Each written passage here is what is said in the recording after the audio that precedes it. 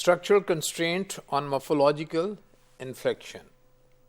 Cross-linguistically, constraint on the realization of inflectional morphology. If we look at different languages, we find certain constraint on the inflectional morphology. In Russian, for example, verbs show gender agreement with the subject only in the past tense. If the subject is masculine, the verb has to be a masculine. If it is feminine, the verb has to be masculine. But it only takes place when the verb is in the past tense. This fact about Russian has a historical explanation.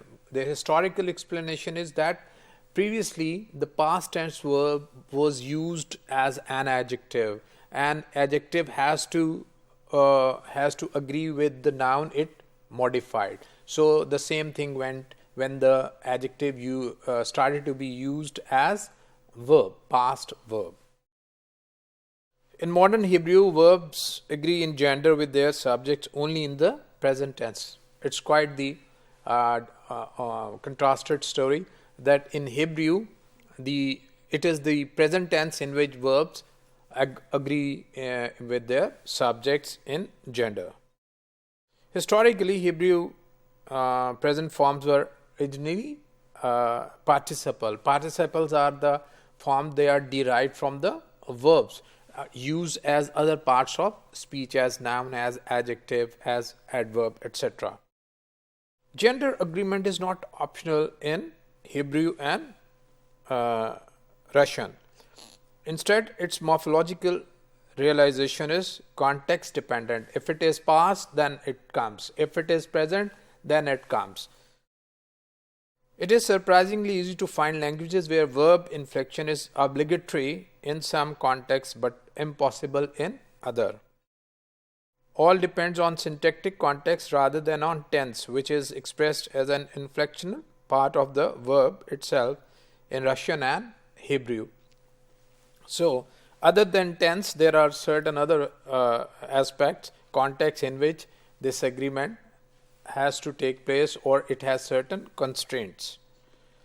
In Qiyamat Jola, the subject agreement is expressed obligatorily except in the past subordinate and positive imperative forms of the verb. So, in this language, the subject agreement, subject-verb agreement is obligatory. But if the verb is in the past subordinate clause, or if it is a positive imperative sentence. In some related languages like Blanta, verbs agree with their subject only in certain syntactic contexts, right? So they are context dependent, right? In certain contexts, certain thing take place, and in other it does not. For example, in Blanta, verb may be marked for subject agreement, but generally only in the absence of a subject noun phrase. If the subject noun phrase is marked agreement, but generally only in the absence, when there is no noun phrase, in that case it is marked. But when there is a noun phrase, it is not, the agreement is not marked. When a subject noun phrase is present, a subject prefix on the verb does not express agreement. Instead, it indicates that the subject is focused. The suffix attached to it does not show any agreement, but tells that subject is in focused.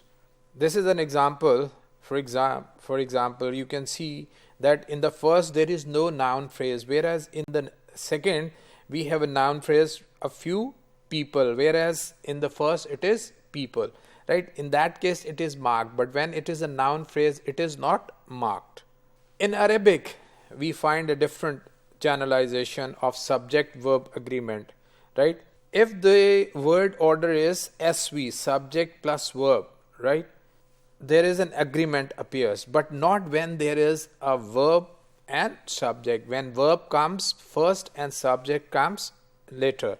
For example, At-tulabu wasilu, right? The student, nominative case, arrived, right?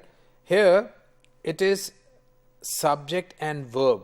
So we can find that the subject is plural and the the verb is also third person plural, right?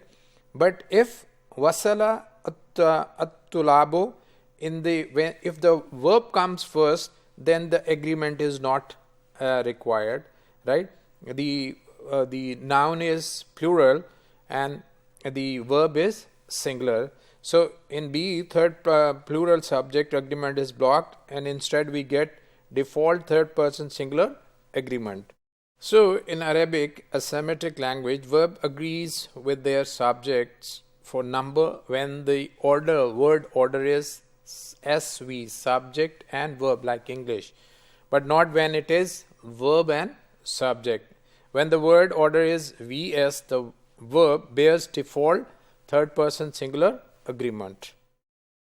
Blanta, an Atlantic language, verbs agrees with their subject only when there is no subject noun phrase or the subject noun is focused, right? So there are certain structural constraint on inflection that they are used in certain, sometimes they are used in certain contexts, sometimes they, in a certain language, they required certain inflections, sometimes they do not require.